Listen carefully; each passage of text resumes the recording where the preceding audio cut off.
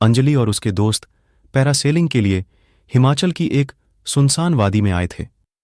पहाड़ों की खूबसूरती में खोए हुए उन्हें यह एहसास ही नहीं हुआ कि वो जंगल के उस हिस्से में पहुंच चुके हैं जहां कभी कोई नहीं जाता था। शाम ढलने के साथ ही अजीब सी सन्नाटा छा गया। हवा में एक खौफनाक सी सिहरन थी, मानो कोई उन्हें देख रहा हो। अचानक उनके पीछे से एक गहरा गर्जना सुनाई दी। घबराकर पीछे मुड़े तो घने जंगल के अंधेरे में दो लाल आंखें चमक रही थीं।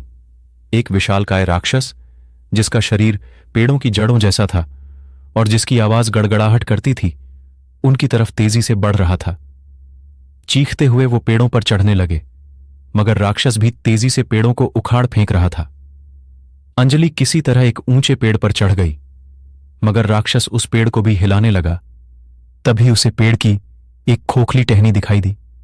जान हथेली पर रख वो उस टहनी में घुस गई। राक्षस गुस्से से दहाड़ता रहा, लेकिन टहनी इतनी छोटी थी कि वो उस तक नहीं पहुंच सका। रात कटते ही सूरज की पहली किरण जंगल में आई। राक्षस अंधेरे के साथ ही गायब हो गया। थक कर हार कर अंजलि टहनी से बाहर निकली। उसके दोस्त कहीं नहीं थे। अकेले जंगल में वह रास्ता खोजने लगी।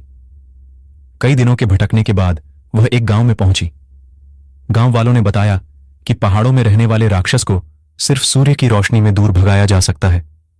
अंजलि को एहसास हुआ कि वो जिंदा तो बच गई, लेकिन इस खौफनाक सच के साथ जिंदगी भर जिएगी। उसके दोस्तों को राक्षस उठा ले गया था।